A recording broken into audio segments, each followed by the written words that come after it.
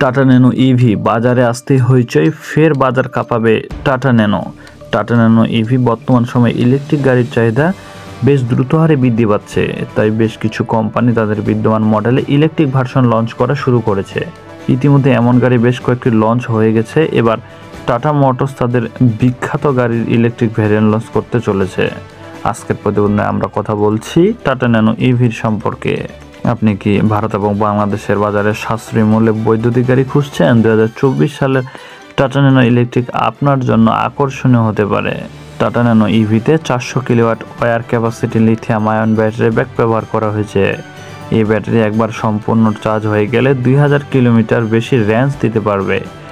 বড় ব্যাটারির পাশাপাশি টাটা ন্যানো ইভিতে শক্তিশালী ইলেকট্রিক মোটর ব্যবহার করা হয়েছে, যার সাহায্যে দ্রুত দৌড়াতে পারবে এই গাড়ি।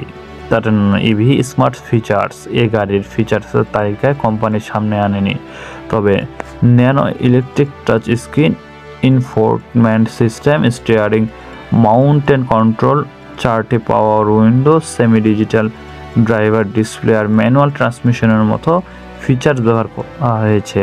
এর পাশাপাশি রেয়ার পার্কিং ক্যামেরা তো থাকছেই। টাটা ন্যানো ইভি এর দাম, কোম্পানি এই ইলেকট্রিক 4 হুইলারের দাম এখনও সামনে আনেনি, তবে রিপোর্ট অনুযায়ী টাটা ন্যানো ইলেকট্রিক গাড়ির দাম বাংলাদেশের বাজারে 6 লাখ টাকার মধ্যে। তবে আপনারা চাইলে টাটা শোরুমগুলো থেকে প্রি অর্ডার করে ক্যাশ অন ডেলিভারিতে নিতে পারবেন।